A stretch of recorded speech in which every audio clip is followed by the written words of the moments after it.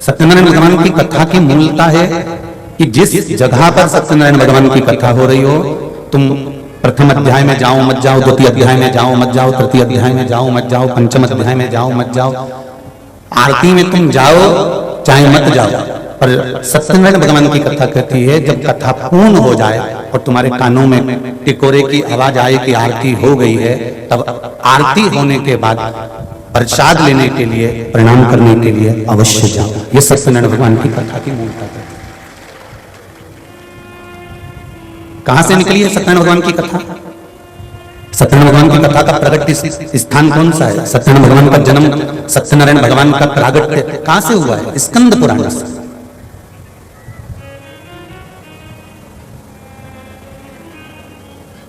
भगवान विष्णु का नाम सत्यनारायण कब पड़ा था?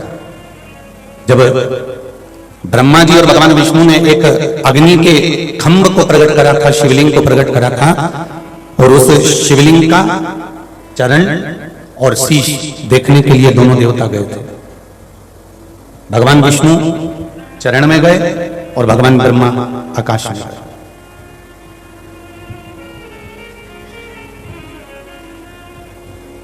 ब्रह्मा जी बहुत ऊपर जाते गए और भगवान विष्णु बहुत नीचे जाते गए।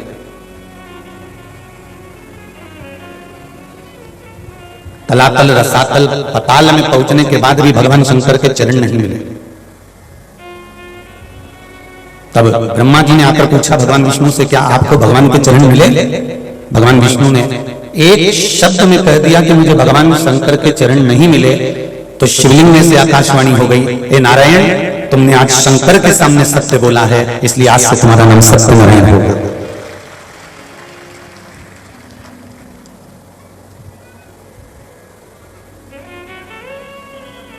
शिव जी के सामने एक बार भगवान विष्णु ने सत्य कह दिया तो उनका नाम सत्यनारायण हो गया। मेरे हिसाब से तो जन्म लेने वाले मनुष्य का नाम हर 2 महीने में बदल देना चाहिए। ये कभी कुछ कहता है, कभी कुछ कहता है, तुरंत बदल देता है।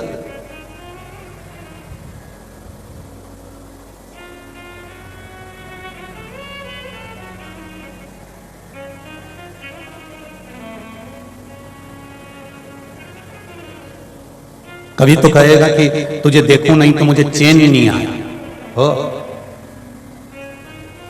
और जब शादी हो जाए ना और दोनों में झगड़ा हो जाए तब पति चिल्ला कर बोलता है, जब से तेरा मुंडा देखा मेरी जिंदगी बेकार है, और अभी फोन पे बोल रहा था कितनी देखूं तो चैन नहीं आया। तुरंत पलटे।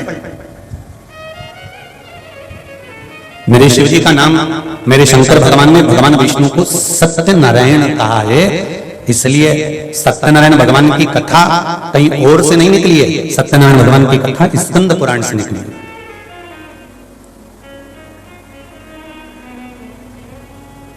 स्कंद पुराण से। और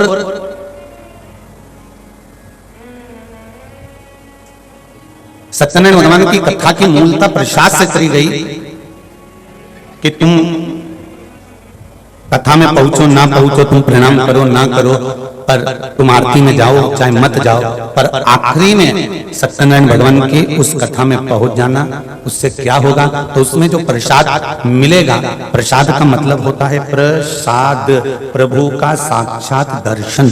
अर्थात हाथ में तेरे जब वो पंजेरी आएगी तो वो पंजेरी नहीं है, तेरा मन भगवान की मंजीरी स्वयं बन जाएगा और तू प्रसाद के रूप में भगवान का दर्शन कर पाएगा, स्वयं भगवान का दर्शन।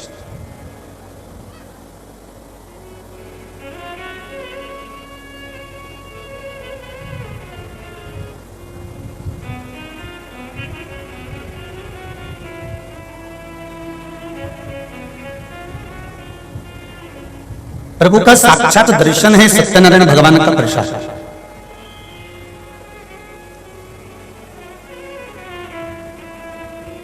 सत्यनारायण भगवान की कथा किस किसने सुनी है? जरा हाथ ऊंचा करो। सबने सुनी है? रख लो।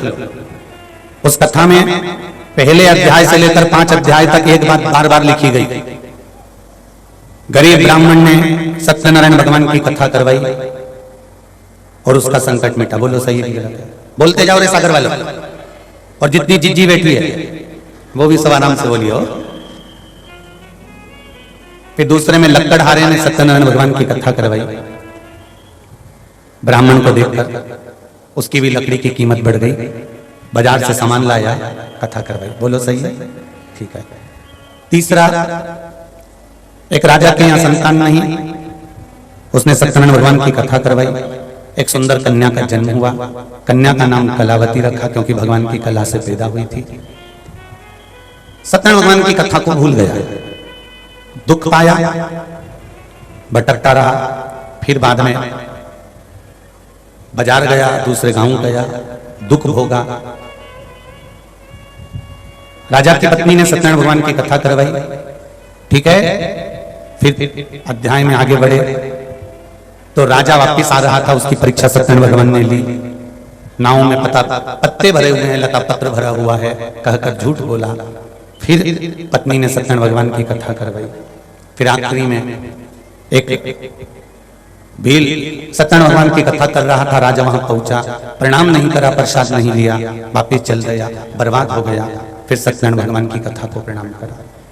अब इन 5 अध्याय में आपने ये सुना कि ब्राह्मण ने सत्यनारायण भगवान की कथा करवाई, लक्कड़हारे ने सत्यनारायण भगवान की कथा करवाई। फिर इसमें वर्णन आया कि इसने सत्यनारायण की कथा करवाई, फिर उसकी पत्नी ने दुख भोगा, उसके बेटे ने दुख भोगा, उसके जमाई ने दुख भोगा, सत्यनारायण भगवान की कथा करवाई। इन 5 अध्याय में सत्यनारायण भगवान की कथा का वर्णन किया गया, पर यह समझ में नहीं आया कि सत्यनारायण जी की कथा कौन सी थी जो लक्कड़हारे ने और ब्राह्मण ने करवाई थी।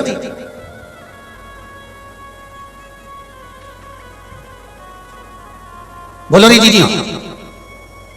ब्राह्मण ने सत्यनारायण भगवान की कथा करवाई, लक्कड़हारे ने सत्यनारायण भगवान की कथा करवाई, कदली मेवा का भोग लगाया, पूजन, पर सत्यनारायण भगवान की कथा है कौन सी? जिसको लक्कड़हारे ने करवाया था, जिसको ब्राह्मण ने करवाया था, जिसको राजा ने सुना था, जिसको उसके जमाई ने सुना था, और नाव लता पत्र भरकर, तो वो सत्यनारायण की कथा कौन सी थी? तो स्कंद पुराण कहती है वो सत्यनारायण भगवान की कथा कोई दूसरी नहीं थी। भगवान ब्रह्मा और विष्णु ने जो शिवलिंग की उत्पत्ति करी थी, उस शिवलिंग का और छोर देखने के लिए दोनों गए थे, पाताल में मेरे भगवान पहुंच गए थे, उनको भगवान के चरण नहीं मिले थे, तो ब्रह्मा जी के सामने उन्होंने सत्य कह दिया था, इसलिए भगवान शंकर ने उनका नाम सत्यनारायण रख दिया था। ये सत्यनारायण भगवान की मूल कथा का सार तत्व है।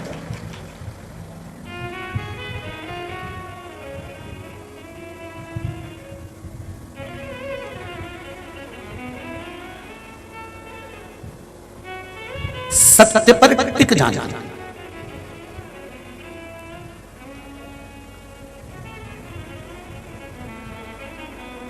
सत्य पर अड़ जाना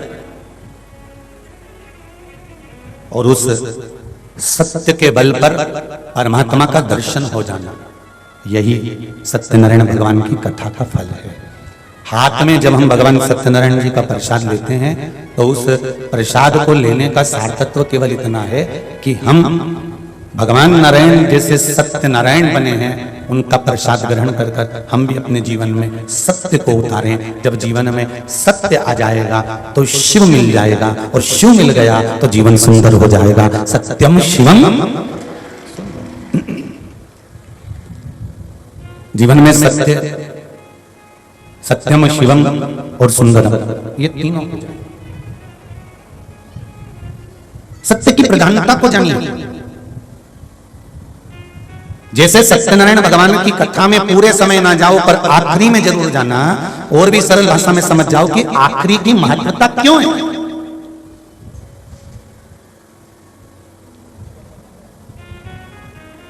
ये दुनिया के लोग इंतजार क्यों करते हैं कि 7 दिन की शिवपुराण पूरी होगी तो हम तो आखिरी दिन जाएंगे,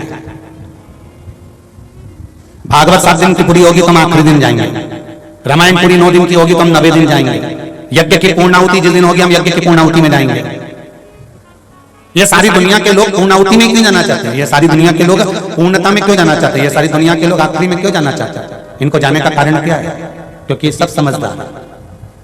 इनको मालूम है अपने यहाँ कोई ब्याई जी आ जाए, अपने यहाँ कोई सगा जी आ जाए, अपने यहाँ कोई रिश्तेदार आ जाए, अपने यहाँ मौसी जी आ जाए, नाना जी आ जाए, मामा जी आ जाए, काका जी आ जाए, अपन इनको खूब लड्डू पेड़ा गुलाब जामुन खिलाते हैं, खूब प्रेम से रखते हैं, खूब आनंद में रखते हैं। पर जब ब्याई जी जाए, सगा जी जाए, मामा जी नाना जी जब जाने लगे, जब जाने का समय होता है, तभी नाना जी जेब में से फिर पर्स निकालते हैं और 500 का नोट निकाल के छोरा छोरी को देते हैं।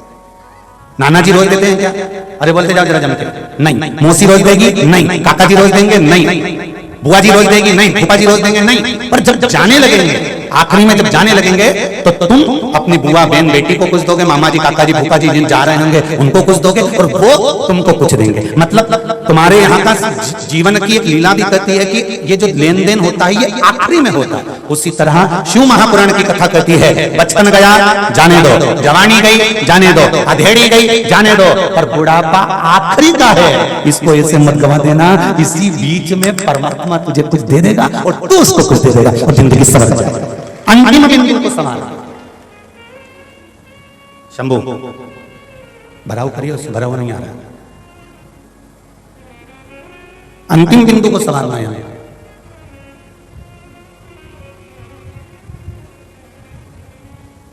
बचपन खेल में खोया, जवानी नींद भर सोया, बुढ़ापा देख कर रोया, सिराने मौत हंसी। आखिरी में जब जाते जाते कोई 500 का 200 का 100 का नोट पकड़ा जाता है, उसी तरह शिव महापुराण की कथा कहती है कि अंतिम बिंदु जब आता है उस बीच में लेन देन चालू होता है। मौसा जी इनको देते हैं और जिनके यहाँ गए हैं वो मौसा जी को या बीआई जी को देते हैं या काका जी को या बुआ जी को देते हैं, फूफा जी बुआ जी जाते जाते छोटे छोटे छोरा छोरी को देते हैं। उसी तरह अंतिम समय में तुम परमात्मा को दोगे राम नाम कृष्ण नाम शिव नाम, तो अंतिम समय में परमात्मा भी तुमको देगा वैकुंठ धाम या कैलाश धाम या गौलोक धाम। अंतिम समय में होता है।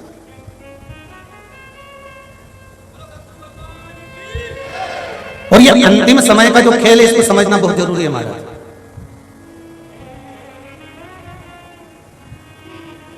अंतिम समय का जो खेल होता है ना, ये बड़ा विचित्र है।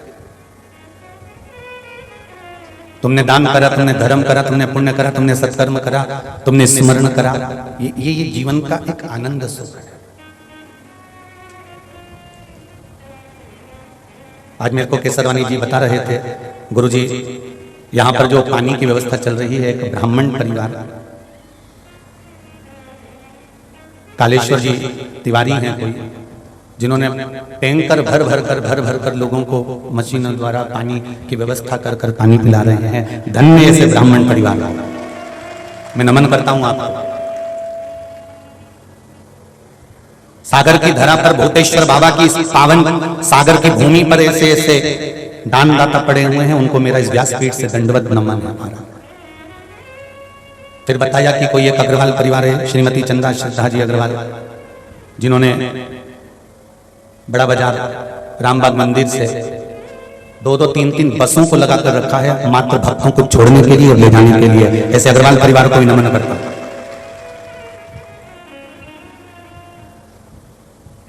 तुम सारे जितनी भी भागवत हुई हो, जितनी भी रामायण हुई हो, जितने भी यज्ञ हुए हों, जितने भी अनुष्ठान हुए हों, उसमें तुमने कुछ करा, वो अपनी जगह पर है। पर शंकर के मंदिर में, शिव महापुराण में एक बार जो थोड़ा सा कर देता है वो मरते दम तक खत्म नहीं होता, वो हमेशा अजर अमर होता है। शिव को अमरनाथ कहते हैं, शंकर भगवान को अमर तत्व कहते हैं। देवता समुद्र मंथन में निकले हुए अमृत को पीकर अमर हुए थे और मेरे शंकर तो विष पीकर अमर हुए थे। संसार में कोई ऐसा है जो विष पीकर अमर होता? मेरा महादेव बिल्कुल उल्टा, बिल्कुल विपरीत, एकदम विपरीत।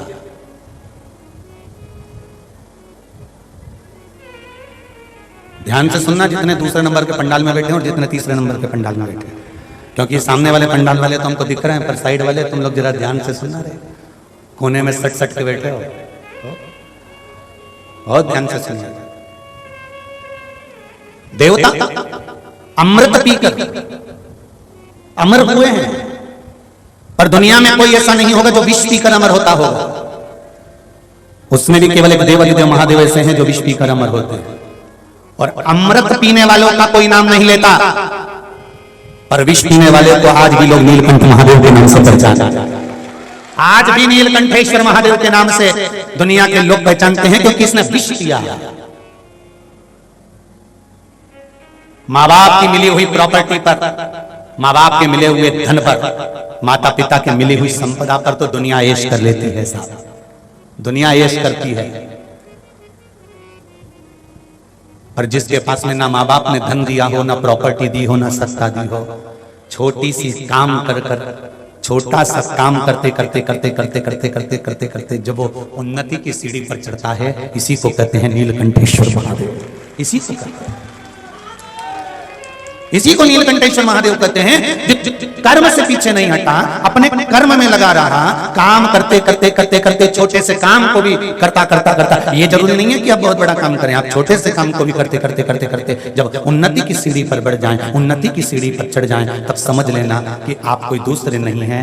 पिता माता, जो माता पिता ने ढेर सारी संपदा दी, जिसके पास में ढेरों प्रॉपर्टी थी, ढेरों जमीन थी, ढेरों जायदाद थी, उन्होंने अपने बच्चों को दे दिया, बच्चों ने उसको पालन पोषण कर चार चांद लगाए, ये अपनी जगह पर है। पर जिन माता पिता के पास में कुछ भी नहीं था, उन्होंने अपने बच्चे को केवल एक चीज दी है, विद्या रूपी धन दिया, और विद्या का धन देकर कहा कि तू अच्छी पढ़ाई कर ले, अच्छी विद्वत्ता धारण कर ले, तू अच्छा पढ़ ले। एक माता पिता और एक स्कूल का शिक्षक, टीचर, ये दोनों बड़े गजब होते हैं। माता पिता भी अपने बच्चों से कहते हैं पढ़ाई कर लो जिंदगी बन जाएगी, और शिक्षक भी कहते हैं पढ़ाई कर लो जिंदगी बन जाएगी। पर जब हम छोटे रहते हैं ना, तो हमें माँ बाप के शब्द भी अच्छे नहीं लगते हैं, और जम के बोलो टीचर के शब्द भी अच्छे नहीं लगते।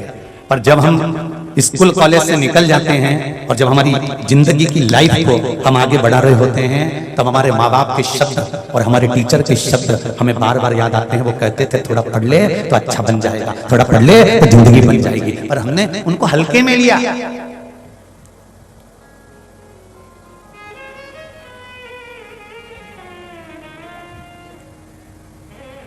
जितने नवयुवक बच्चे यहाँ पर बैठे हुए हैं, जितने बेटे बेटियां यहाँ पर बैठे हुए हैं, जितने आस्था चैनल पर नवयुवक बच्चे कथा सुन रहे हैं, जितने फेसबुक यूट्यूब पर नवयुवक बच्चे कथा सुन रहे हैं, मैं उनसे कहूंगा तुम्हारे माता पिता तुम्हारे मार्ग को प्रशस्त करने वाले हैं, और जो शिक्षक तुमको स्कूल में और कॉलेज में पढ़ा रहे हैं, ये शिक्षक तुम्हारे मार्ग को प्रशस्त करने वाले हैं। आज ये तुम्हें पढ़ाकर लिखाकर अग्रण्यता का भाव प्रदान करेंगे, आगे लेकर जाएंगे।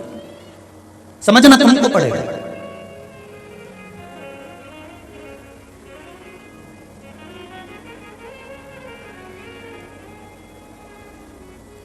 अमृत पीने के बाद तो लोग भले कहते हैं कि इसने अमृत पिया है, यह अमर हो गया है, पर विष पीने के बाद अगर कोई अमर हो रहा है तो यह देवादिदेव महादेव नहीं है, उसके सिवा कोई दूसरा।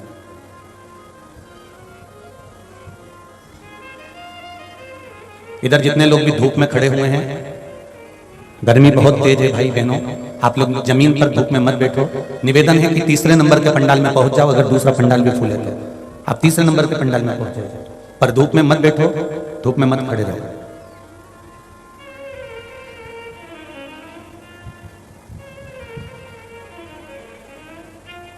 भक्ति, स्मरण, चित्तवृत्ति, भगवान का गुणगान, ये जीवन की सार्थकता है।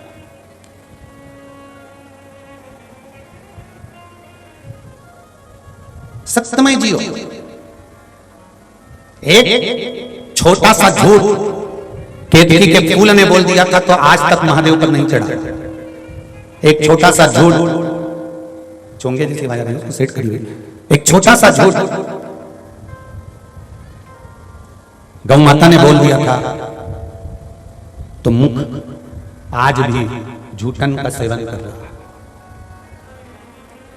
अच्छा ईमानदारी से बोलना रे जीजियों, और जितने भाई बहन यहाँ कथा सुन रहे हैं और जितने आस्था चैनल पर कथा सुन रहे हैं, जितने फेसबुक यूट्यूब पर सुन रहे हैं, तुम्हारे हृदय पर हाथ रखकर बोलना, तुमको मालूम है कि गौ माता में भगवान बसते हैं, तुमको मालूम है कि 33 कोटि देवता इस गौ माता में बसते हैं, तुमको मालूम है कि इसमें देवी देवता बसते हैं, तुमको मालूम है कि गौ माता पूजनीय है, तुमको मालूम है कि इसमें भगवान का वास होता है, तुमको मालूम है कि इसको प्रणाम किया जाता है, तुमको मालूम है कि गौ माता की पूंछ पकड़कर पार लगाया जाता है, तुमको मालूम है कि बेतरनी करने के लिए गाय की पूंछ का पकड़कर दान किया जाता है, तुमको मालूम है कि सारी दुनिया में गौदान से बड़ा कोई दान नहीं है। उसके बाद भी, इतना ज्ञान होने के बाद भी घर की जो झूठन निकलती है तो भी तुम गाय को ही क्यों देते हो?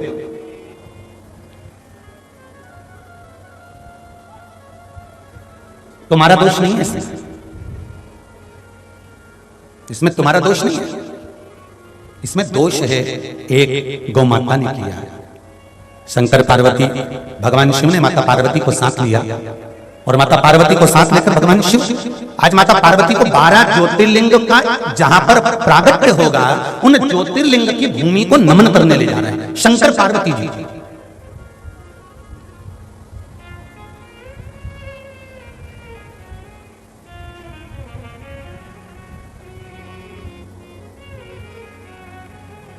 मकान बनाने से पहले मकान का भूमि पूजन क्यों होता है? उत्तर दीजिए, बोलो रे भाई। दुकान बनाने से पहले, मकान बनाने से पहले, फैक्ट्री बनाने से पहले, कथा जिस भूमि पर होती है उस भूमि पर ध्वजारोहण, यज्ञ जिस भूमि पर होता है उस यज्ञ की भूमि का ध्वजारोहण, मंदिर जहां बनता है उस मंदिर का भूमि पूजन, दुकान जहां बनती है उस दुकान का भूमि पूजन, मकान जहां बनता है उस मकान का भूमि पूजन क्यों किया जाता है? किस लिए करते हैं?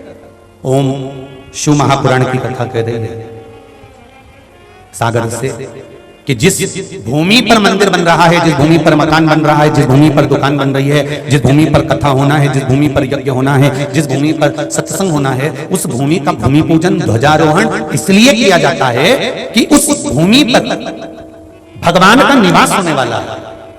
तो भूमि पूजन के माध्यम से सारे देवी देवताओं को आवाहन कर कर उस भूमि को दिखाया जाता है कि यहाँ पर आपको इतनी तारीख से इतनी तारीख तक आकर विराजमान होना है। अब यहाँ आपका वास होने वाला है, आपका निवास होने वाला है। आप इस भूमि पर कृपा बनाए रखना जिससे यहाँ मकान जल्दी बन जाए, दुकान जल्दी बन जाए, शीघ्र की शीघ्र कथा हो जाए, यज्ञ हो जाए, मंदिर बन जाए। इस भूमि को आप आकर संभाल लेना।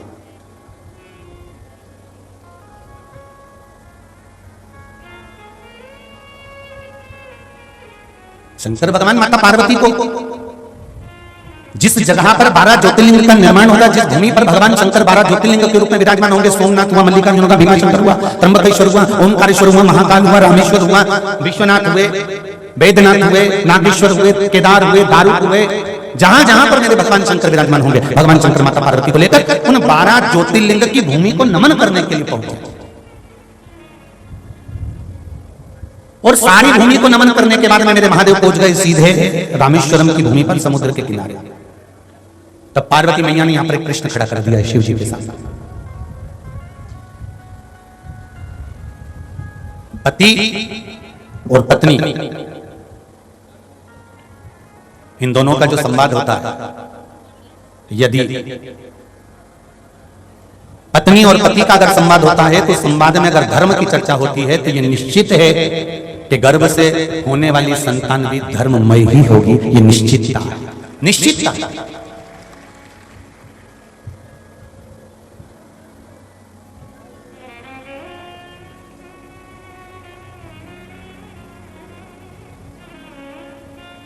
महाराज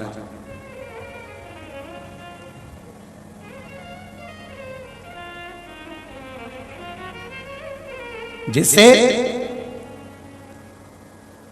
एक तेज हवा चलती है तो वो चली हुई हवा मौसम बदल देती है। गर्मी पड़ रही हो ठंडक ला देती है।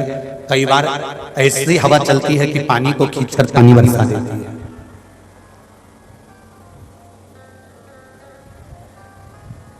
एक बहुत तेज चली हुई हवा मौसम बदल सकती है, उसी तरह शंकर भगवान की सुनी हुई 7 दिन की शिव महापुराण की कथा तुम्हारी दशा बदल सकती है। ये निश्चित है।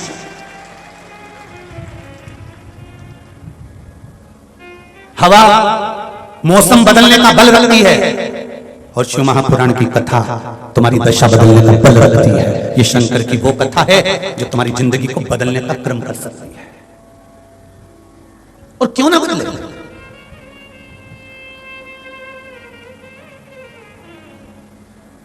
पार्वती मैया प्रश्न करती है शिव जी, होता है दशा कैसे बदलती है? पत्रों में देखो वर्णन किया गया है।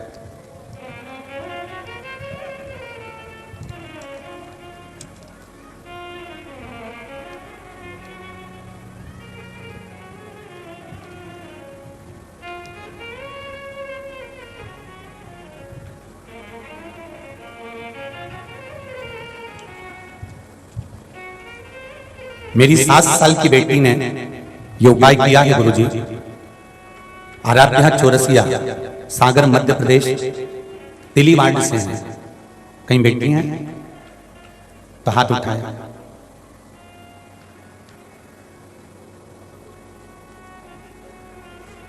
आराध्या चौरसिया, कहीं बेटी हो तो हाथ हिला दीजिए या आवाज लगा दीजिए।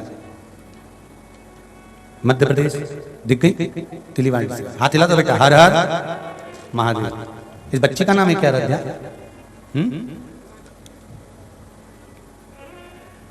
गुरुजी 2 साल से कान के ऊपर वाले हिस्से में गांठ हो गई थी। डॉक्टर ने ऑपरेशन के लिए बोला था। जिस पत्र को हम पढ़ रहे हैं ये पत्र आस्था चैनल पर भी पढ़ाया जाता है, जिससे आपको ज्ञात हो कि पत्र आपने भेजा है और ये पत्र है जिसने लिखा वो सामने है। डॉक्टर ने ऑपरेशन के लिए बोला था, ऑपरेशन कराना पड़ेगा बेहोश करके, लेकिन हम लोग ऑपरेशन नहीं करवाए। बाबा की ऐसी कृपा रही कि शिव महापुराण सुनी, आपके द्वारा बताए अनुसार उपाय किया। 1 लोटा जल, 1 चावल का दाना, 1 धतूरा रोज शिव जी को बेटी ने खुद चढ़ाना शुरू किया। कम से कम 1 महीने में गांठ बिल्कुल ठीक हो गई। जनवरी के माह में उपाय किया, जनवरी में ही बाबा की कृपा हो गई और दवा खाना भी बंद हो गई और डॉक्टर ने कह दिया अब इसको गांठ नहीं है। बहुत बहुत साधुवाद। मेरा देव महादेव को आपने गुड़िया 7 साल की आपकी उम्र है और अपने दिल से शिव जी को 1 लोटा जल चढ़ाया है बाबू। अगर छोटा सा बच्चा भी शंकर से आराधना कर रहा है और दिल से चढ़ा रहा है तो जो गांठ गली है बाबा देव महादेव की कृपा से गली है। हर हर महादेव। शिव आराधना का दूसरा एक पत्र।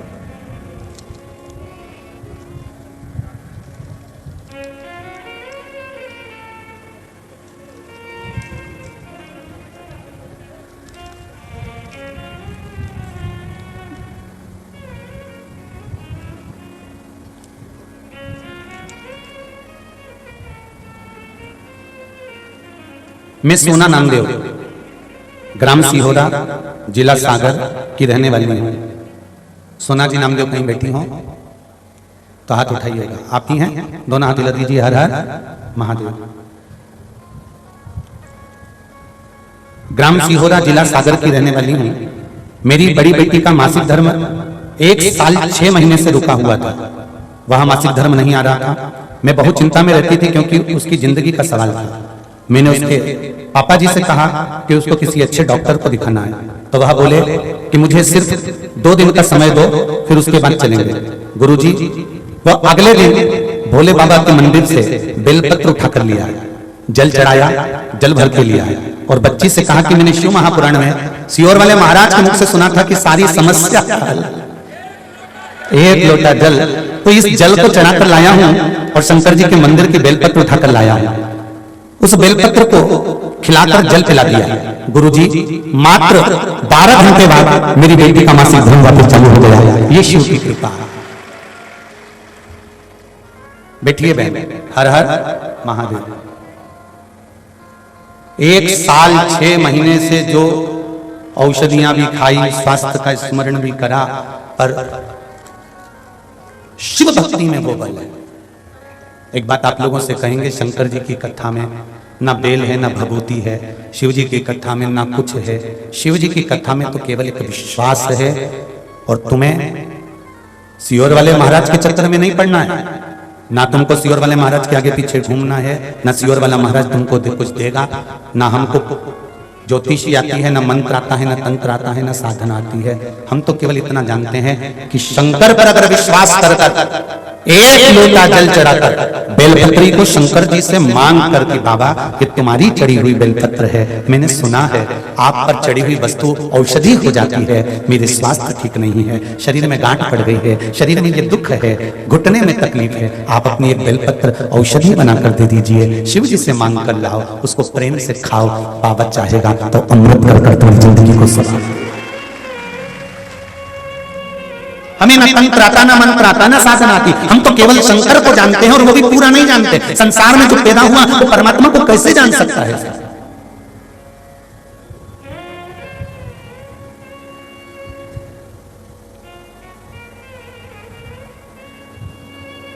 पत्रों का ढेर लगा हुआ है, ढेर पत्र आप लोगों ने भेजे हैं। अब इतने पत्रों का स्मरण कथाओं में करना कठिन है, परंतु फिर भी जो देवाधिदेव महादेव की कृपा भक्ति है वही तो आप लोगों ने लिखा है। तेरा ही दिया मैंने खाया पिया है, तेरा शुक्रिया है, तेरा शुक्रिया है।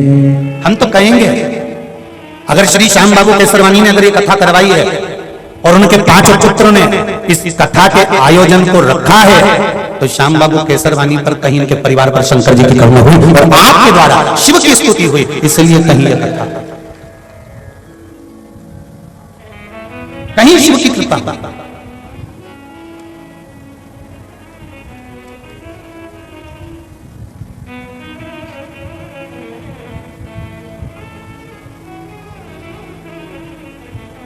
और धन्य ऐसे माँ बाप और धन्य ऐसे पुत्र और पुत्र वधुएं जो आगे रहकर इस पावन शिव महापुराण की कथा में अग्रणी भाव और सागर वालों, आपको भी धन्यवाद है जो बसें लगा रहे हो, पानी की व्यवस्था कर रहे हो लोगों को।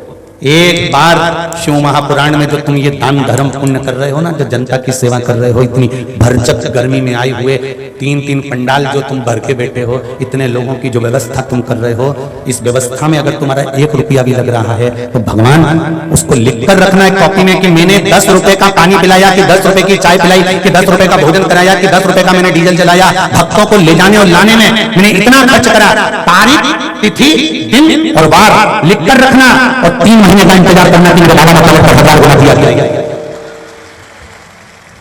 जब वो चोर को कुबेर बना सकता है मेरा देवाधिदेव महादेव, शंकर जी के मंदिर में चोर चोरी करने गया था, तन का कपड़ा उतारकर त्रिशूल में लपेटकर आग लगाकर उजाला कर दिख रहा था चोरी का सामान। शंकर भगवान प्रसन्न होकर उस चोर को यदि कुबेर बना सकते हैं, तो क्या शंकर जी की कथा में आप आने वाले भक्तों की व्यवस्था में जो लगे हुए हैं, क्या उनके लिए देवाधिदेव महादेव कुछ नहीं करेगा?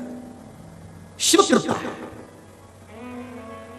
शंकर की उदारता, शंकर की करुणा।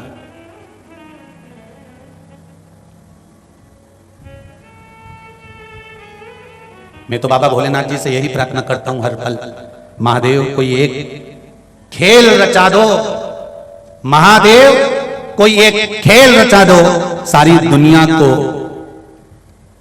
शिव भक्त बना दो। एक काम, कहीं भटके ही नहीं, संसार का व्यक्ति कहीं इधर उधर जाए नहीं। क्यों भटक रहा? किसी प्रपंच में नहीं, कि कहीं छल और प्रपंच में मत फंसना। अगर फंसना तो देवाधिदेव महादेव के चरणों में जाकर रम जाना। मेरे भोले तेरा सहारा है, मेरी नैया का तो किनारा है। कोई दूसरा नहीं, शिव धाम, शिव भक्ति, शिव स्मरण, शंकर का गुणगान ही हमारा एक सहारा है।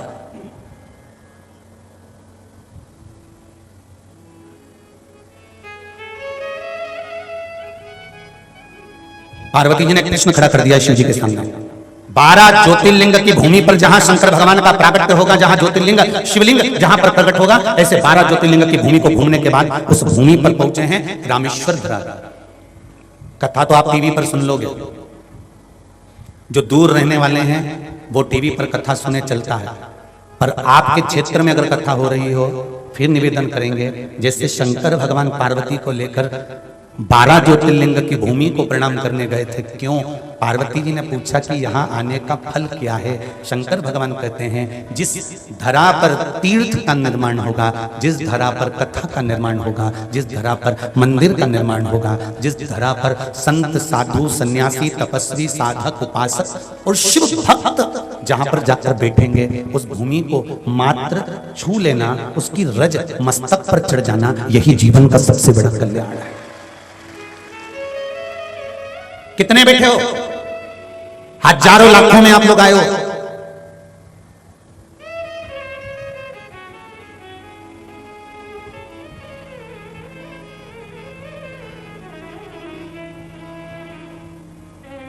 एक टेंट की, एक डूम की कैपेसिटी, कल केसरवानी जी बता रहे थे कि 70,000 आदमी की एक डूम की कैपेसिटी है, तो 2 और 3 उससे अंदाजा लगा।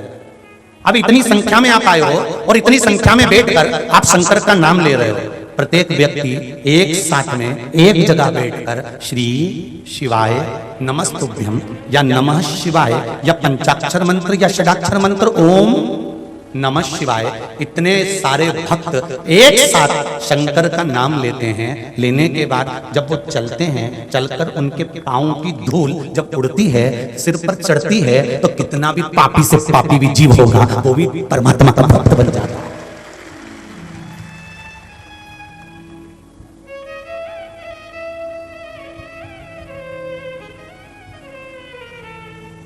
कितना पापी से पापी जीव वो भी परमात्मा का गुणगान कर कर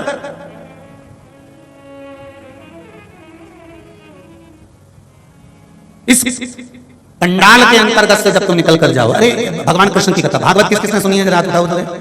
अरे बहुत बढ़िया, धर लो। हमने तो सुना है सागर को वृंदावन कहते हैं। हमने तो सुना है सागर को वृंदावन कहते हैं। एक बिहारी जी का मंदिर वृंदावन में है तो दूसरा बिहारी जी का मंदिर हमारे सागर में है। एक राधा रमन लाल जी का मंदिर वृंदावन में तो है, तो एक राधा रमन लाल का मंदिर सागर में है। चिंतामन गणेश एक उज्जैन में है तो दूसरा चिंतामन गणेश सागर में है। भूतेश्वर अगर बैठा है उत्तराखंड की भूमि में तो एक भूतेश्वर मेरे सागर में है।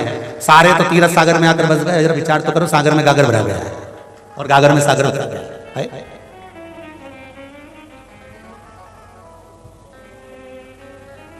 भागवत जी आपने सुनी है?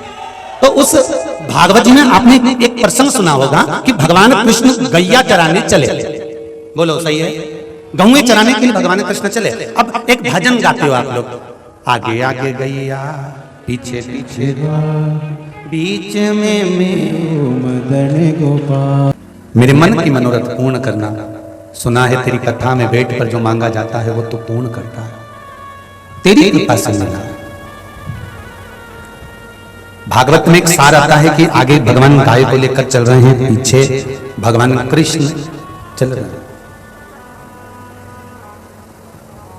कारण शिव महापुराण की कथा कहती है कि गौ माता के चरण के पीछे कृष्ण के चरण।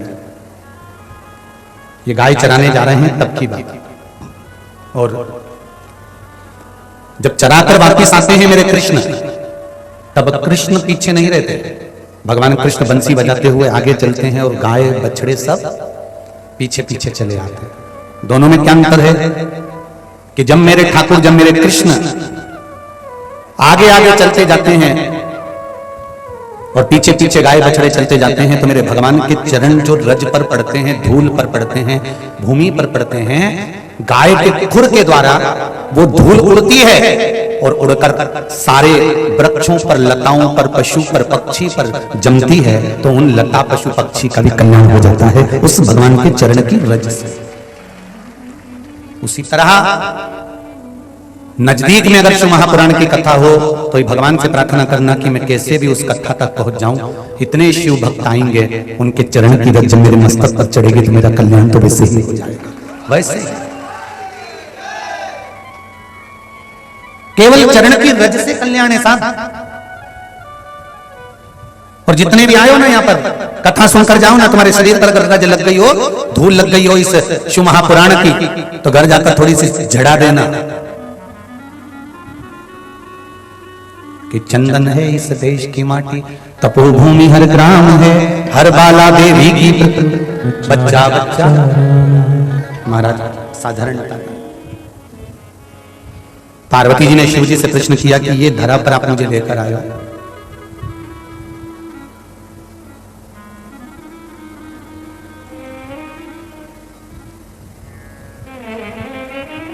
यहां कौन से शिवलिंग का निर्माण होगा?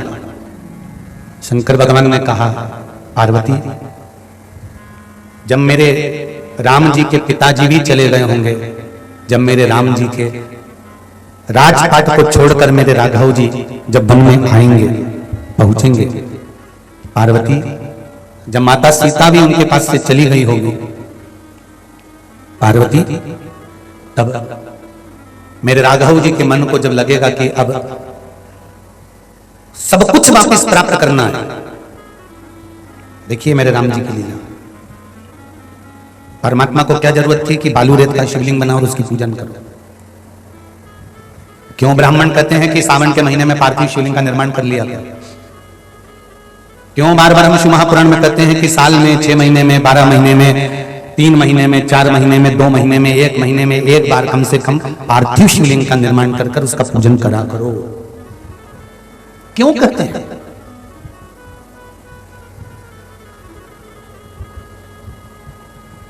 क्या मिलता है पार्थिव शिवलिंग का पूजन करने से? तो कोई पूछे ना राम जी महाराज से कि आपने पार्थिव शिवलिंग का निर्माण क्यों करा, रामेश्वर धाम की स्थापना क्यों करी, पार्थिव शिवलिंग का निर्माण कर उसकी पूजन क्यों करी? जब कोई मार्ग समझ में ना आए, कोई रास्ता ही ना मिले, दुख ही दुख पड़ते जा रहा है। दशरथ जी चले गए, वन में डोलना पड़ रहा है, सीता जी भी चली गई, दुख पर दुख, सामने कोई रास्ता नहीं दिख रहा समुद्र लांघने का, तकलीफ पर तकलीफ बढ़ती चली जा रही है। तब राम जी ने विचार कर लिया, जब सब दूर से हताश हो जाओ तब एक शिवलिंग का निर्माण करो पार्थिव, उसकी पूजन करो और फिर उसका निर्माण कर पूजन कर कर उससे प्रार्थना करो। और मेरे राम जी ने वही किया। मेरे राघव जी ने शिवलिंग का निर्माण करा, पूजन करी और उसका फल क्या मिला? सेतु भी बन गया, लंका भी पहुंच गए, रावण भी मर गया, सीता भी मिल गई, वापिस अयोध्या भी आ गए, राम राज्य वापिस छा गया और अवध के राजा राम बन भी गए, वापिस बन गए अवध के राजा। पर शंकर भगवान ने एक शब्द मेरे राघव जी को कहा था, मेरे राम जी को कहा था कि राम आप अपने कर्म पर लगाने लगे रहना, दुनिया के लोग कुछ ना कुछ कहते ही रहेंगे। मृत्यु लोक में जन्म लिया है तो उंगली उठाने वाले तो तुम पर मिलेंगे ही।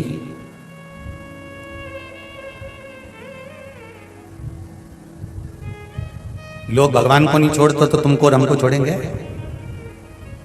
जब राम जी महाराज ने गिद्धराज जटायु का अंतिम संस्कार किया था ना, तो कई लोगों ने राम जी को अपशब्द कह दिया था, बताओ खुद के पिताजी का तो अंतिम संस्कार करा नहीं, न दूसरे को आग लगाते फिर रहा। राम जी को नहीं छोड़ा लोगों ने। इनके पिता राम राम कहकर प्राण त्यागते रहे, राम राम कहकर प्राण छोड़ते रहे और अपने पिता का अंतिम संस्कार करने के लिए राम जी नहीं गए। और यहां जटायु का, पक्षी का अंतिम संस्कार करना। दुनिया के लोग कहने में पीछे नहीं हटेंगे, ताने देने वाले ताने देने में पीछे नहीं हटेंगे, उंगली उठाने वाले उंगली उठाने में पीछे नहीं हटेंगे। तुम एक काम करना, राम शिव की भक्ति से पीछे नहीं हटे, तुम भी शंकर की भक्ति से पीछे नहीं हटे। वो अपना काम करें, अपन को अपना काम करना है। कई लोग कहेंगे क्या मिलेगा शंकर के मंदिर जाने से, कई लोग कहेंगे लोटा भर के पानी चढ़ाने से क्या मिलता है, बेलपत्री चढ़ाने से क्या मिलता है, शहद लगाने से क्या मिलता है, जल चढ़ाने से क्या मिलता है। दुनिया के लोग शब्द पर शब्द कहेंगे, अपशब्द पर अपशब्द कहेंगे, पर तुम्हारी भक्ति अगर दृढ़ है तो उसका फल जरूर मिलेगा।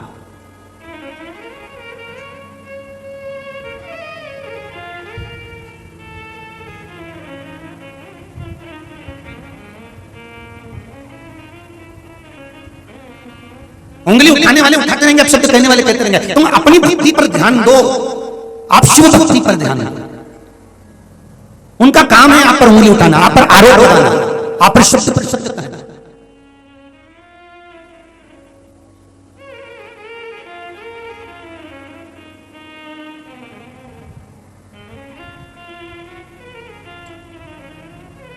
अभी अभी बीच में तो लोगों ने यहां तक कह दिया था, गुरुजी बताते हैं कि बेलपत्री पर शहद लगाकर चढ़ाकर जाओ तो बच्चा पास होता है, और गुरुजी का ही बेटा फेल हो गया था।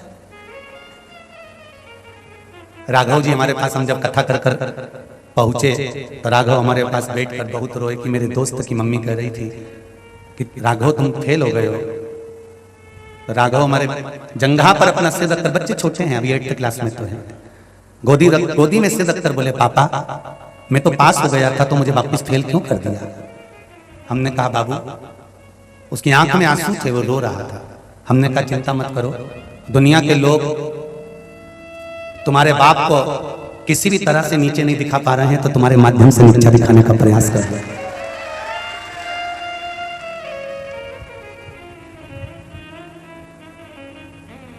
प्रमाण देने की जरूरत नहीं होती, प्रमाण तो मेरा शिव देता है। फिर भी जब समिति के लोग नहीं माने तो राघव की मार्कशीट व्हाट्सएप पे डलवाई कि भैया लोगों को मन में तो आए कि छोरा कब पास हो गया तो फेल का क्यों गलत भाव प्रकट करना। राष्ट्र हित का कार्य करिए, सनातन धर्म को आगे बढ़ाने का प्रयास करिए। अपनी माता की कोख को और माता की गोद को गंदा मत करिए। किसी भी तरह से अपशब्द कहकर या सनातन धर्म को कोई आगे बढ़ा रहा हो उस पर उंगली उठाकर अपनी माता की कोख को गंदा करने का प्रयास मत करिए। बन सके तो सनातन धर्म को आगे बढ़ाने का प्रयास करिए कि हम सनातनी हैं और हमारे सनातन धर्म को हमें अपने अग्रण्य भाव में लेकर जाना है। वापिस इस भारत की भूमि के गौरव को आगे बढ़ाना है। ये साधारण नहीं है।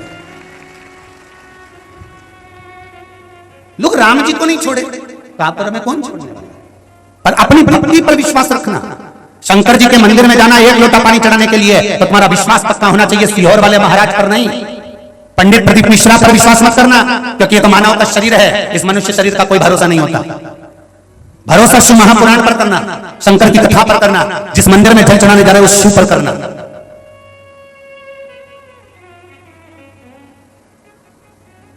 विश्वास शिव पर होना चाहिए। ये भरोसा करा, ये पत्र में आया, देखिए कितना सुंदर भाव लिखा है।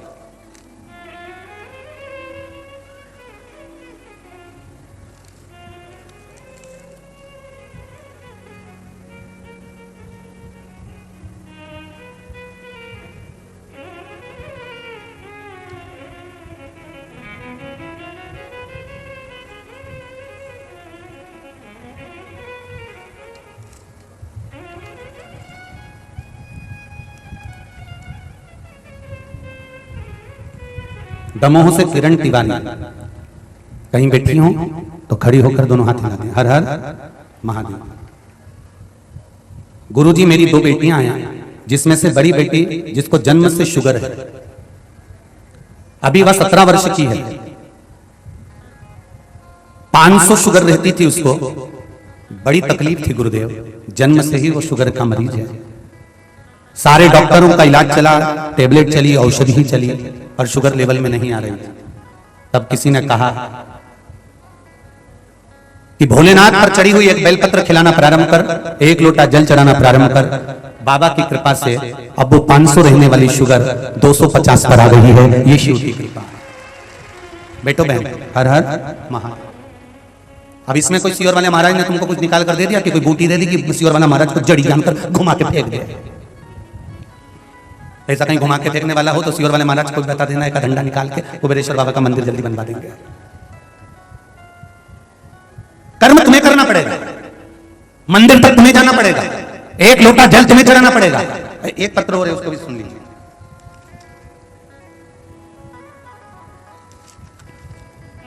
माधुरी बड़ोनिया नेहा नगर सागर से हैं, कहीं बैठी हो तो हाथ हिला दीजिए। आती हैं? हर हर महादेव। गुरुजी हम पिछले 1 साल से कथा सुन रहे हैं आपके द्वारा। सुना था धतूरे और अभीर वाला उपाय तो किया। मेरे पापा के हाथ कांपते थे, 24 घंटे हाथों में कंपन रहता था। गुरुदेव वो धतूरे वाला प्रयोग करा, उस दिन से आधे घंटे के बाद उनका हाथ का कंपन बंद हो गया और वो एकदम स्वस्थ हो गए। ये शिव की कृपा। अगला वर्णन किया है मेरे बाबा ने, कितना दिया है इस पत्र में वर्णन कर सकती हूँ गुरुजी। मेरे दांत में बहुत दर्द था, आपने जो कथा में बताया था रुद्राक्ष के जल और खाली पेट बेलपत्र के पानी का, वो मैंने करना प्रारंभ करा और मुझे आराम लग गया। मेरी बहन की बेटी खाना नहीं खाती थी, जबरदस्ती उसके मुंडा में ठूसना पड़ता था। जय हो। तब उसको आपका बताया हुआ 11 समी पत्र वाला उपाय, पीपल के पत्ते वाला, बेलपत्र वाला उपाय करवाया। अब उनकी बेटी खुद हाथ से भोजन मांगकर खाती है, उसको ठूसना नहीं पड़ता है। ये शिव कृपा। अब शंकर की भक्ति कहते किसको है, करना कैसी है, उसमें कोई दूसरा नहीं, करना तुम्हें पड़ेगा। बैठो बहन बैठो, हर हर महादेव। बैठो, शिव कृपा। यहां करना आपको है, मंदिर आपको जाना है, बेलपत्र आपको चढ़ाना है, उसकी शरणागति में आपको जाना है, उसके द्वार आपको जाना है, उसकी चौखट पर आपको जाना है, उससे निवेदन आपको करना। पर बिना विश्वास के नहीं, पूर्ण विश्वास के साथ शिव के द्वार जाइएगा। पूर्ण विश्वास के साथ, पूर्ण भरोसे के साथ।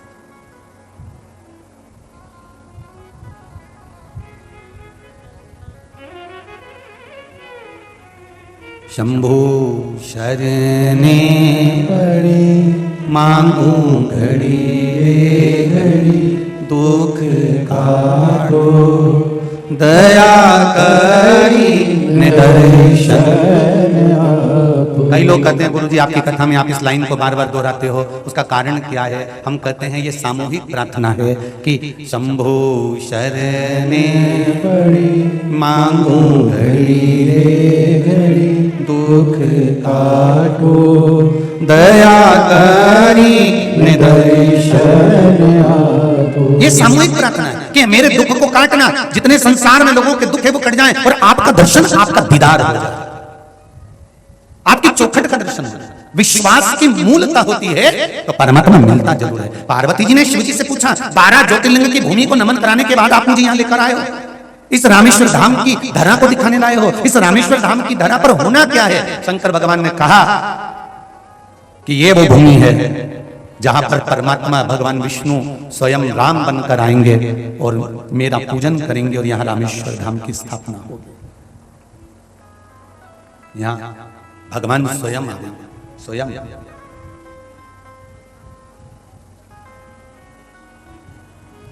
राम जी और आपका पूजन करेंगे?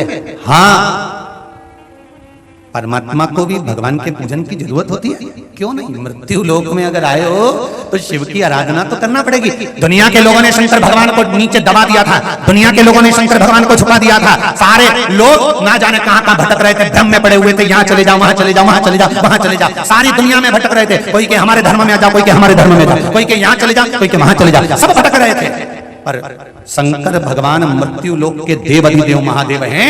हम तो कहते हैं कोरोना महामारी जो आई थी, ये कोरोना महामारी नहीं आई थी, ये शंकर जी की कथा को प्रकट करने के लिए आई थी। शिव है क्या?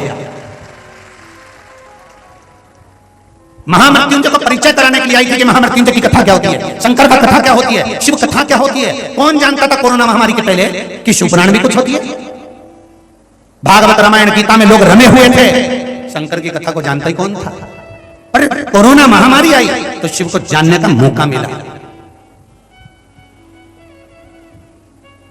शंकर को पहचानने का मौका मिला, अपने करीबी को पहचानने का मौका मिला कि कौन अपना है, कौन पराया है।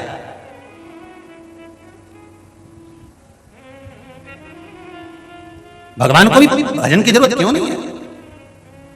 उनको भी करना। हाँ, कहते हैं ना,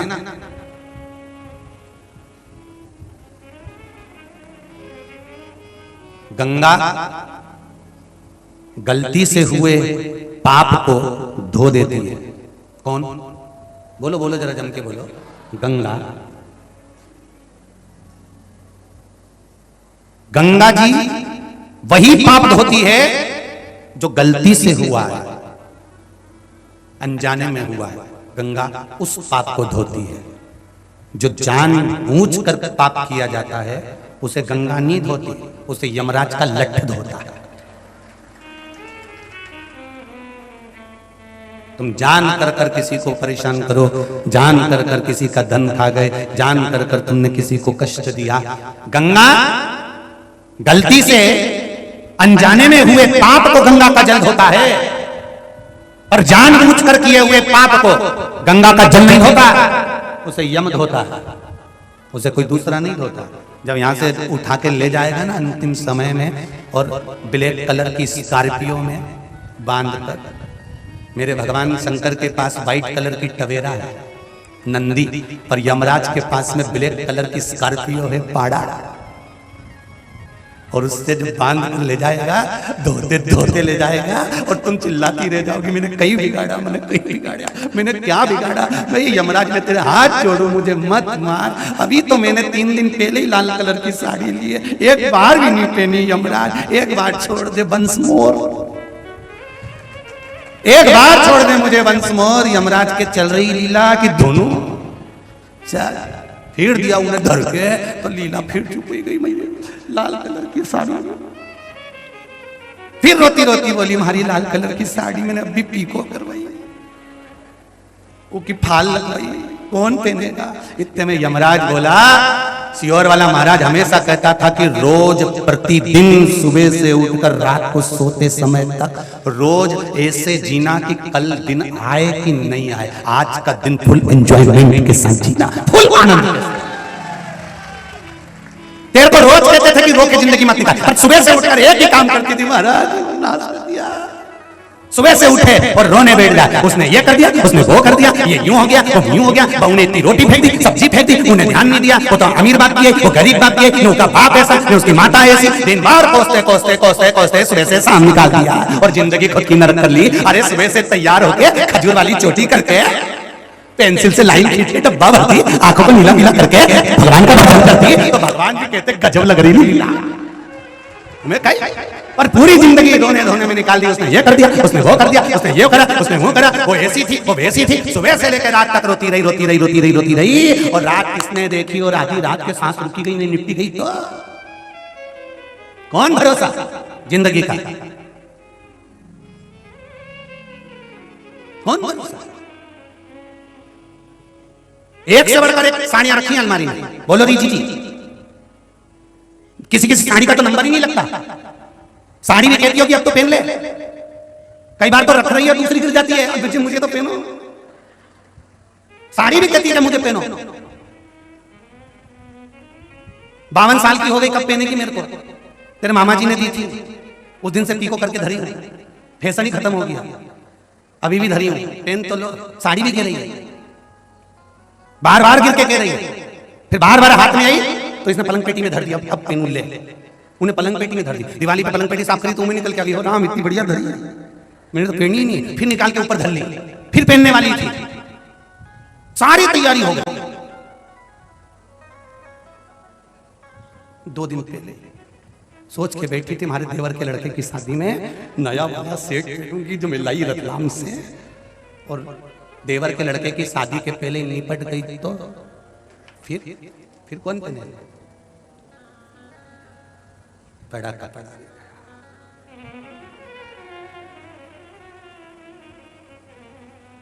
सब धरा रहे। पार्वती जी ने शिव जी से पूछा, ये भूमि पर राम जी को भी आपके शिवलिंग के पूजन की जरूरत है? शंकर भगवान ने कहा, सुनो पार्वती, आज मैं आपको एक शब्द कहता हूं, मृत्यु लोक में, संसार में, पृथ्वी पर अगर जन्म लिया है, हाँ तुम चंद्रमा पे जन्म लो या सूरज पे जन्म लो या मंगल में जन्म लो या तुम गुरु पे जन्म लो या जितने ग्रह उस पे जन्म लोगे, तो तुम भले शंकर जी की पूजन करो मत करो कोई मतलब नहीं, पर पृथ्वी पर भगवान शंकर कहते हैं अगर किसी का जन्म हुआ है, मृत्यु लोक में अगर कोई पैदा हुआ है, तो शिव जी कहते हैं उसको शंकर के शिवलिंग की अगर वो आराधना करेगा, मेरी आराधना करेगा, तो ये निश्चित है उसके सारे दुख काट कर मैं उसके सुख की घड़ी उसकी पालना करूंगा। वो मेरा भजन तो करे, भजन तो करो, भजन भोले बाबा का करते रहोगे तो संसार सागर से तरते रहोगे। एक भजन का बल इतना प्रबल होता है। सुनो पार्वती,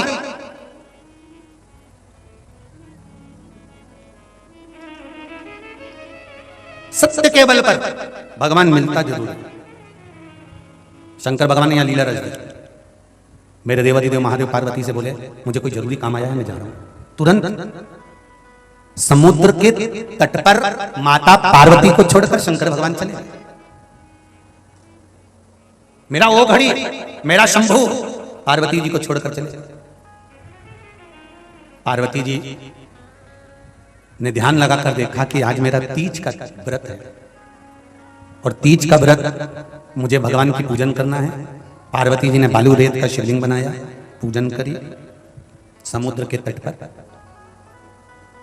सारी पूजन करने के बाद वहां पर पार्वती जी भगवान शिवलिंग को विसर्जन कर दी। शाम को सुबह के समय पर भगवान शंकर आ गए और शिव जी ने आकर पूछा, क्यों री पार्वती, कल तीज का व्रत था, तू हर तीज पर मेरी पूजन करती है, तूने मेरी पूजन नहीं करी? पार्वती जी बोली, कैसे नहीं करी, मैंने आपकी पूजन करी है। तेरे पास कोई प्रमाण है पूजन का? तेरे पास पूजन का कोई प्रमाण है? आप रोज मंदिर जाते हो, एक लोटा जल चढ़ा कराते हो, आप पशुपति व्रत करते हो, शंकर जी के मंदिर जाते हो, आप दिया लगाते हो, शंकर जी के मंदिर में जाते हो, आप शंकर जी पे बेलपत्र चढ़ाते हो, आप शिव के मंदिर में धूप लगाते हो, आप भगवान के शिखर का दर्शन करते हो, आप शंकर जी का गुणगान करते हो, श्री शिवाय नमस्तुभ्यम का जाप करते हो, पंचाक्षर मंत्र का जाप करते हो, षडाक्षर मंत्र का जाप करते हो, आप शिव की आराधना करते हो, शंकर का स्मरण करते हो, शिव नाम का जाप करते हो, शिव भक्ति में डूबे रहते हो, शंकर का गुणगान आप करते हो, शिव स्मरण में आप डूबे रहते हो, शंकर की भक्ति का आप नित्य प्रति आनंद लेते हो। पर कोई आपसे कह दे, एक बार शंकर जी आकर आपसे कह दें कि बोल कि तूने मेरा पशुपति व्रत करा, तूने मेरा संकट सोमवार का व्रत करा, तूने मेरे सोमवार का व्रत करा, तूने मेरे प्रदोष का व्रत करा, इस व्रत का प्रमाण क्या है तेरे पास? लिखित में कोई प्रमाण हो तो बता। बोलो रे सागरवली जी। और जितने लोग बाहर से आए, चेन्नई तक से लोग यहां कथा सुनने आए, चेन्नई के भी लोग यहां कथा में बैठे, मद्रास से आए। आज सुबह जब मिलने के लिए आए थे तो बता रहे थे हम चेन्नई से मद्रास से आए, राजस्थान से भी कुछ लोग आए। और केसरवानी परिवार को मैं बहुत बहुत धन्यवाद देना चाहूंगा कि जो लोग बाहर से आए हैं, जो पंडाल में रुक रहे हैं, रात भर जो पंडाल में रहते हैं, उनके लिए आपने बहुत बहुत व्यवस्था करी, उसके लिए बहुत बहुत साधुवाद। महाप्रसाद तक की आप व्यवस्था दे रहे हैं, उसके लिए बहुत बहुत साधुवाद।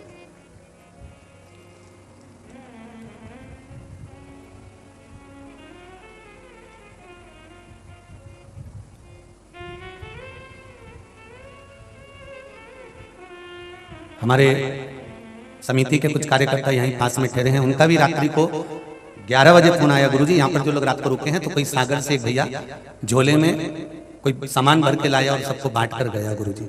हमने कहा यही सागर है, यहाँ लोग दिल बहुत बड़ा रखते हैं और सेवा भी बहुत करते हैं। उनको मालूम है कि दान धर्म और पुण्य किसको कहते हैं, यही सेवा का भाव। कुछ लोग यहाँ पर भोजन बना रहे होंगे तो केसरवानी जी गए होंगे, कहा होगा भोजन मत बनाओ, हम पहुंचाएंगे, आप आराम से पाओ, कथा सुनो, रात भर रुके हो, आप आनंद के साथ भगवान की भक्ति करो, शिव स्मरण। रस तत्व की मूलता, प्रमाण क्या है आपके पास? आपने पशुपति व्रत करा, उसका प्रमाण क्या है? आप एकादशी का व्रत करते हो, उसका प्रमाण क्या है? आपने प्रदोष का व्रत करा, उसका प्रमाण क्या है? आपने संकट सोमवार 16 सोमवार करे, उसका प्रमाण क्या है? आपके पास में कुछ लिखा पड़ी है कि मैंने व्रत करा था, मैं दिखाऊंगी भगवान को। शिव महापुराण में माता पार्वती जी ने शंकर भगवान से कहा कि मैंने तीज का व्रत करा था। शिव जी ने पूछा आपके पास कोई प्रमाण है कि आपने तीज का व्रत करा था? इसका कोई प्रमाण आपके पास में है? पार्वती जी बोली है, प्रमाण है? हाँ, ये जो सामने गाय खड़ी है ना, ये गौ माता जो सामने खड़ी है, ये मेरे तीज के व्रत को पूरी देखी है। पार्वती जी ने गाय को बुलाया, कहा बोल गौ माता, मैंने तीज का व्रत करा कि नहीं करा, पूजन करी कि नहीं करी, बोल। गौ माता ने मुंडी हिलाई, नहीं। शिव जी ने कहा देख ले पार्वती, देख तू मुझसे झूठ बोल रही थी। पार्वती की आंखों में जल भर गया और गौ माता को देख कर बोली रही, गौ माता तुम मां होकर मेरे स्वामी के सामने झूठ बोल रही है? तूने झूठ बोला है, तेरा सारा शरीर पवित्र है, पवित्र रहेगा, जगत हित का कार्य तेरा संपूर्ण शरीर करेगा। पर गौ माता तूने झूठा प्रमाण दिया है, झूठ बोली है, इसलिए पूरी दुनिया के लोगों को मालूम रहेगा कि गौ माता में देवता बसते हैं। उसके बाद भी भूल से तेरे पास झूठन खाने को जरूर आएगी, क्योंकि तू झूठ बोलती है, तू झूठ बोली है, इसलिए झूठन तेरे सामने आ जाता है। आप भी गौ माता को झूठा नहीं देना चाहते। आप भी जानते हो कि गौ माता के साथ में, गौ माता के शरीर में, गौ माता के अंग में देवता बसे हुए हैं। आप भी जानते हो कि ये गौ माता है, भगवान है, पूज्य है, देवतुल्य है, तारणहार है, सब जानते हैं। उसके बाद भी गाय को झूठन चली जाती है, क्यों? क्योंकि श्राप लगा है। तुम नी भी दोगे तो भी वो चली ही जाएगी।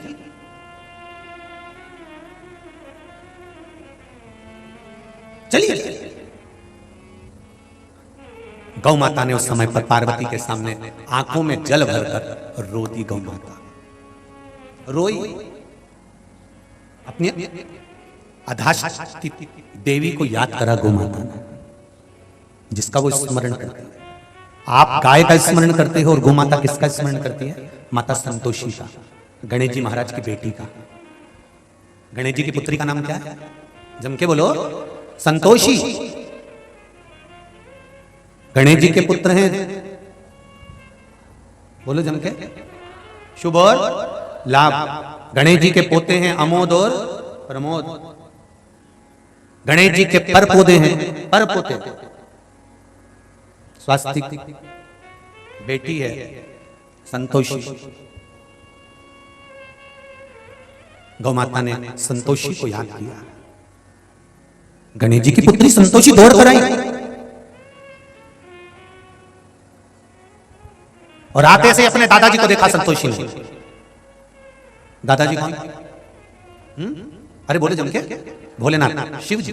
अपने दादाजी को देखा और दादाजी को देखकर, दादी को देखकर संतोषी ने कहा, इस गौ माता से थोड़ी सी झूठ बोला गया, अपशब्द कह गया, गलती हो गई, झूठ बोला, क्षमा चाहती हूं दादाजी। मेरे साथ रहने वाली, मेरे साथ में रहने वाली ये गौ माता झूठ बोल दी है, मैं क्षमा चाहती हूं दादाजी। ठीक है। एक शिव जी ने कहा, संतोषी तुम मेरी पोती हो। गौ माता भी यहां खड़ी है, पार्वती भी यहां खड़ी है। मैंने पार्वती से प्रमाण पूछा कि तीज की पूजन तूने करी, इसका प्रमाण क्या है? तो पार्वती ने गौ माता को खड़ा कर दिया और गाय झूठ बोल दी। जिस समय पर एकादशी का व्रत हो, सोमवार का व्रत हो, मंगलवार का व्रत हो, शनिवार का व्रत हो, रविवार का व्रत हो, छठ का व्रत हो, चतुर्थी का व्रत हो, पंचमी का व्रत हो, सोमवार का व्रत हो, पूर्णिमा का व्रत हो, संतोषी का व्रत हो, लक्ष्मी का व्रत हो, संसार की माताएं पुरुष ना जाने कितने व्रत करते हैं, पूजन करते हैं, मंदिर जाते हैं, अनुष्ठान करते हैं, इसका प्रमाण क्या रहेगा?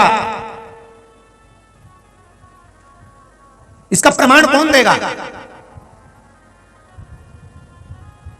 संतोषी माता ने हाथ जोड़कर कहा, दादा एकादशी का प्रमाण मैं दूंगी, व्रत का प्रमाण मैं दूंगी। जब नारी या पुरुष किसी भी भाव से शिव मंदिर में जाता है या नारायण के मंदिर में जाता है, राम मंदिर में या कृष्ण मंदिर में जाता है, वहां जाकर जब भगवान के चरणों में शीश नवाता है, अहंकार का ये मटका वहीं समाप्त हो जाता है, संतोष उसके सिर पर गिर जाता है। मंदिर में जाने से संतोषी संतोष प्रदान कर देती है और आपके व्रत का प्रमाण देने की गारंटी माता संतोषी रख लेती है। ये मेरे मंदिर तक आया। क्या मिलता है शिव मंदिर में जाने से? क्या मिलता है राम मंदिर में जाने से? क्या मिलता है कृष्ण मंदिर में जाने से? क्या मिलता है तीर्थ में जाने से? क्या मिलता है भगवान के पास जाने से? क्या मिलता है शिव महापुराण की कथा में जाने से? क्या प्राप्त होता है? तो आप दमदारी से कह सकती हो कि भगवान की कथा में जाने से, मंदिर जाने से हृदय को संतोष प्राप्त होता है और प्रमाण मिलता है कि मैंने कथा श्रवण करी है, शिव मेरे साथ है। ये प्रमाणिकता है। तुलसी का दल, जल और बेलपत्र याद रखिएगा। क्या क्या चीज? जम के बोलो जरा। तुलसी का दल, जल और बेलपत्र, ये तीन चीजें हमारे व्रत, साधना और पूजन का प्रमाण है। किसी भी देवता की पूजन करो, अगर उसमें पंडित जी पूजन करा रहे हैं तो जल का पात्र भर कर रखते हैं, उस जल के पात्र का भी पूजन कराते हैं। क्यों? क्योंकि ये प्रमाण देगा आपकी पूजन का। शिव जी के पूजन में बेलपत्र चढ़ा रहे हो तो वो बेलपत्र प्रमाण है। इसलिए कहा जाता है आपके पास में बेलपत्र नहीं है तो शंकर जी के मंदिर में शिवलिंग पे से उठाकर बेलपत्र को धोकर वापस चढ़ा दो। ये प्रमाण है कि आप शिव जी के मंदिर आए, आपने आराधना करा, आपने शिव स्मरण करा, आपने शंकर का गुणगान करा। ये प्रमाण। तुलसी का दल प्रमाण है। गौ माता तो झूठ बोली है इसलिए झूठन तुझे मिल रही है। अगर तू झूठ नहीं बोलती तो झूठन नहीं मिलती। बहुत ध्यान लगाकर सुनना रे भाई, जितने आस्था चैनल पर, फेसबुक, यूट्यूब पर कथा सुन रहे हैं, हमारे मंत्र, हमारी साधना, हमारे तप का प्रमाण है शिव महापुराण की कथा कहती है। गला पकड़ रहा है। ओम हमारे मंत्र और साधना का प्रमाण है ओम शब्द। इसलिए मुख को ओम कहा जाता है। कहां प्रकट हुआ है ओम? ओम का प्रागट्य कहां पर हुआ है? किस जगह पर? कहा जब ब्रह्मा जी ने शिवलिंग को प्रकट करा, ब्रह्मा और भगवान विष्णु ने,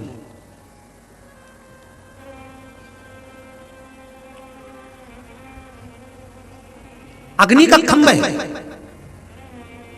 एक अग्नि का खंभ प्रकट हुआ है और उस अग्नि के खंभ को जब प्रकट करा, ब्रह्मदेव आकाश मार्ग की ओर गए, भगवान विष्णु पाताल की ओर गए। ब्रह्मा भी भटक गए, विष्णु भी भटक गए। तब उस शिवलिंग में से एक ब्रह्मा और विष्णु और महेश, इन तीनों का एक नाद उत्पन्न हुआ। ओम में 3 नाद, आ, ऊ और मा। आप लोग जब ओम बोलते हैं तो उसमें 3 नाद निकलते हैं, पहला आ, दूसरा ऊ और तीसरा मा। ऊपर वाला चिल्ला रहा है, मध्य वाला बोल रहा है, नीचे वाला बोल रहा है। तीनों का शब्द एक साथ जब एकत्रित होता है तब उस अग्नि खंभ में से, उस शिवलिंग में से तीनों देवताओं के शब्दों का एक बिंदु प्रकट हो जाता है, जिसका शब्द है। इसलिए कहते हैं महाराज, ओम रूपी मुख से गोविंद बोलो प्यारे। ये शब्द ओम। एक प्रसंग और आता है, बड़े ध्यान से सुनना। ये तो प्रसंग हो गया वेद और पुराण के अनुसार। अब कोई पूछे कि गुरुजी आपने इसको काय में से बोला है, तो मांडुक्य उपनिषद के अंतर्गत और यजुर्वेद के 2 और 40वें भाग में से अध्याय संख्या 14 और 17 में से इसको बोला जा रहा है। ये ओम का प्रसंग कहां से लिया?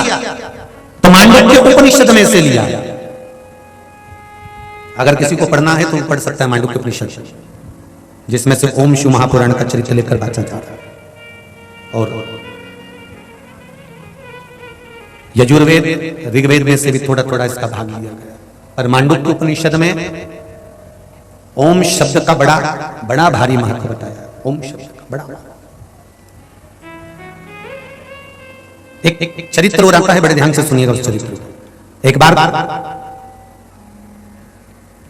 बहुला गाय का पुत्र मनोरथ, क्या नाम था? जम के बोलो जरा। मनोरथ।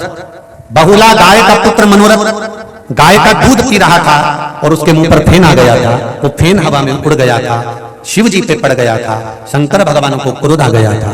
भगवान शिव उस मनोरथ को मारने के लिए दौड़े थे। तब गाय बहुला भगवान शंकर को निगल गई थी और शंकर भगवान बहुला गाय के पेट में पहुंच गए थे।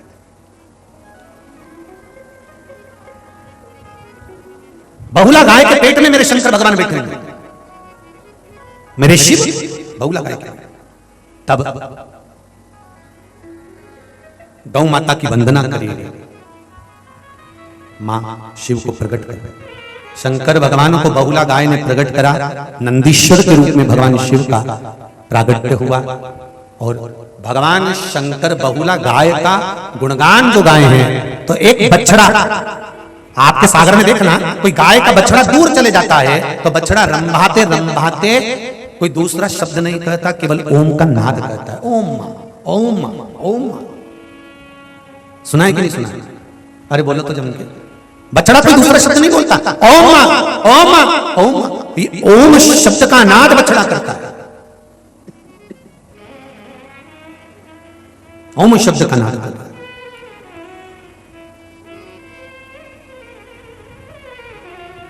महाराज,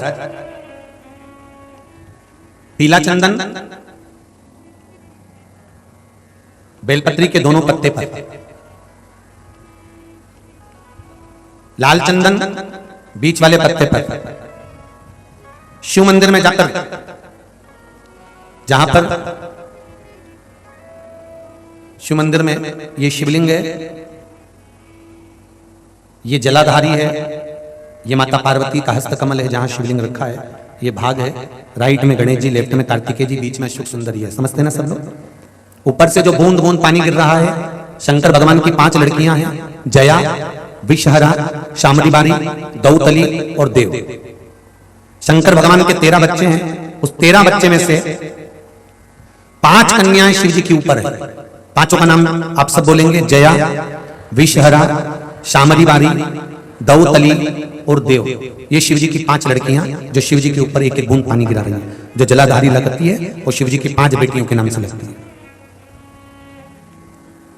शंकर भगवान की 6 नंबर की बेटी अशोक सुंदरी है, जहां से जल बहता है बीच में एक मोटी सी लाइन रहती है, वो शिव जी की छोटी लड़की है अशोक सुंदरी।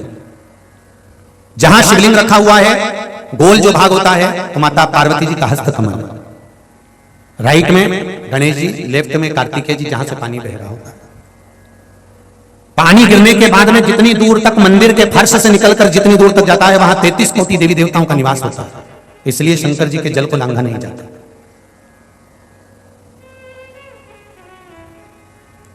नंदी से लेकर शंकर भगवान के शिवलिंग तक सोमसूत्र बनता है। क्या बनता है? सोमसूत्र। शिव जी का जहां नंदी होता है, इस नंदी से लेकर जहां शंकर भगवान का शिवलिंग रखा होता है, यहां एक सोने का तार, जो प्राण प्रतिष्ठा करने वाले होते हैं ब्राह्मण जन, वो बताते हैं कि यहां से वहां तक एक सूत्र डलता है, सोमसूत्र, नंदी से शिव जी तक। क्यों? कि हम अगर नंदी के पास बैठकर कोई बात अपने दिल की कहें तो शंकर जी तक वो बात पहुंचे, उसको सोमसूत्र वहां से लेकर वहां तक। अब तो प्रतिष्ठा के समय पर सोने की वो तार डालते कि नहीं डालते वो पता नहीं, पर शिव मंदिर का नियम है, छोटा सा भी अगर शिव मंदिर बना रहे हो, बड़ा भी बना रहे हो, तो नंदी से लेकर शिवलिंग तक एक सूत्र डलना चाहिए, सोने का तार, वो भूमि के अंदर ही होना चाहिए।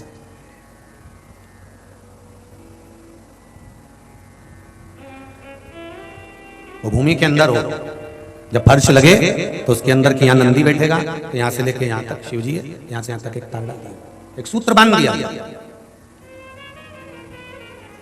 वो सूत्र क्या काम करता है? सोम सूत्र की प्रामाणिकता क्या है? क्या कार्य करेगा वो? तो वो एक कार्य करता है। आप एक दिन मंदिर गए हो और मंदिर जाने पर अगर आपने एक दिन जल चढ़ाया है, नारी का बीच में रजोधर्म आ गया, वो 7 दिन तक अगर मंदिर नहीं गई है, कोई पुरुष बाहर चले गया, कोई काम आ गया, वो मंदिर तक पहुंचा नहीं है, तो 1 हफ्ते तक अगर आपने जल भी नहीं चढ़ाया है, शंकर के नंदी के पास बैठकर आप अगर आए हो, तो ये सोमसूत्र आपके 7 दिन की पूर्ति कर देता है कि 7 दिन आप मंदिर आए हो।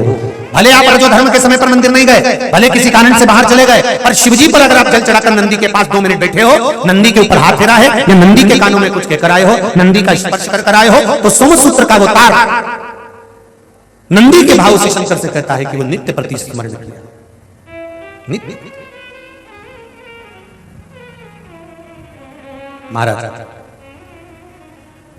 तो बेलपत्री, दोनों में पीला चंदन, बीच में लाल चंदन, और जो अशोक सुंदरी वाली जगह है, उस अशोक वाली सुंदरी वाली जगह पर डंडी का भाग जहां से पानी बहता है, वहां लाल चंदन का भाग नीचे की ओर शिवलिंग से टच करता हुआ, लाल चंदन का भाग, और दोनों चंदन, पीले चंदन के भाग बेलपत्री के उस अशोक सुंदरी वाली जगह पर रखकर मन कामना से, शरीर में अगर कोई रोग हो गया जिससे चमड़ी सफेद पड़ रही हो, या काया कोई जगह जगह पर खाज हो गया, या कोई सोराइसिस जैसी बीमारी हो गई है, तो शिव जी पर उस जल को समर्पित कर कर उस बेलपत्री का जो पानी है वो लेकर आए, शरीर में उस स्थान पर लगाना प्रारंभ करें। धीरे धीरे लगभग 15 से 20 दिन तक अगर क्रम करा और श्री शिवाय नमस्तुभ्यं का जाप किया, ये निश्चित है काया अपने रूप में आना प्रारंभ हो जाती है, निश्चित। पर प्रयास करना, सोमसूत्र वाला स्थान प्रयास करना।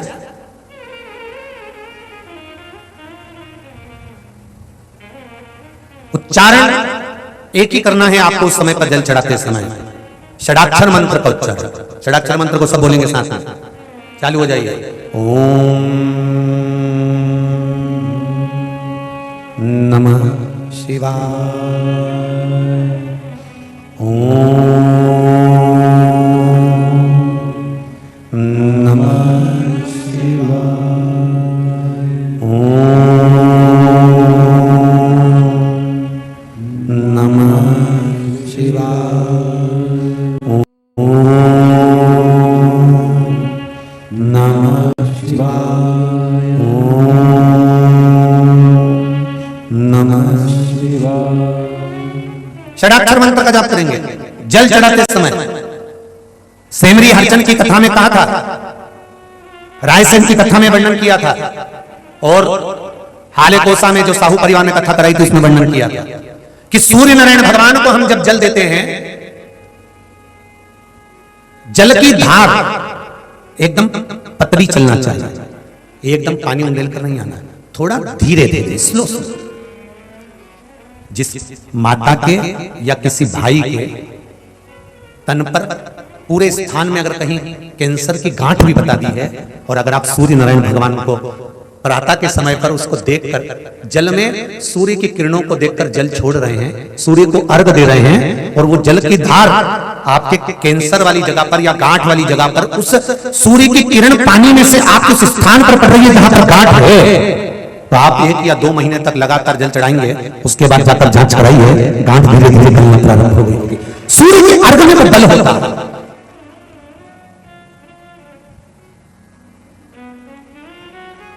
एक लोटा जल आप चाहे शंकर को चढ़ा रहे हो, चाहे सूर्य को अर्घ दे, जल जल है, जल की बड़ी महत्ता है। क्यों लोग कुरुक्षेत्र के मैदान में सूर्यग्रहण में स्नान करने जाते हैं, चंद्रग्रहण में स्नान करने जाते हैं? क्यों लोग यमुना जी और गंगा जी में स्नान करने जाते हैं? क्यों लोग कुंडों का स्नान करते हैं, बावड़ियों का स्नान करते हैं? क्यों लोग जाते हैं मानसरोवर? इस जल का महत्व क्या होता है? इतने ये जल की महत्ता का वर्णन किया है, क्यों जल की इतनी महत्वता कही गई? आपको कहा था त्रिजुगी नारायण कोई जा रहा हो तो वहां से जल बुलवा लो, कैंसर के मरीज को पीना प्रारंभ कर देना चाहिए, रोग ठीक होने लगेगा। कोई अटकतर बोल रहा है, तोतला बोल रहा है, तो केदारनाथ जी जाओ, तो सरकारी हॉस्पिटल के पास में ओम कुंड है, वहां का जल बुलवा लो, वाणी ठीक हो जाती है। किसी को मिर्गी का दौरा आता है, चक्कर खा के नीचे गिर जाता है, बेहोश हो जाता है, पांडुकेश्वर का जल बुलवा लो। कोई मदिरा का पान करता है, शराब का नशा नहीं छूट रहा, बहुत प्रयास कर लिया, तो शिव कोड़ी का जल बुलवा लो।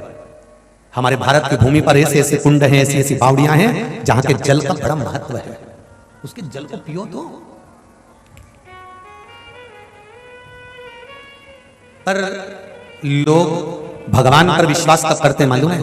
जब डॉक्टर का पूरा इलाज करवा लेंगे और जब कहीं नहीं काम बनेगा तब भगवान के पास आएंगे। ये उसी में के हैं जैसे फटा नोट और खोटा सिक्का आरती की थाली नहीं चढ़ता, कहीं दूसरी जगह चढ़ता है क्या? किसी दुकान वाले को फटा नोट देना बोलिएगा, खोटा सिक्का तो लोग लेगा नहीं, खोटा सिक्का फटा नोट भगवान की थाली में ही चढ़ता है, भगवान के मंदिर में ही चढ़ता है, आरती की थाली में चढ़ता है। किसी ने पूछा गुरुजी ये यहाँ खोटा क्यों चढ़े, सब दूर तो अच्छा चले। तो हमने कहा दुनिया के लोगों को भी मालूम है जो कहीं नहीं चले वो महादेव के पास चले, जो कहीं नहीं चल सकता वो देवादिदेव महादेव के पास चलता है। इसलिए खोटा सिक्का फटा नोट लोग शिव जी को चढ़ा जाते हैं, शंकर जी को दे जाते हैं, उसके पास चलता।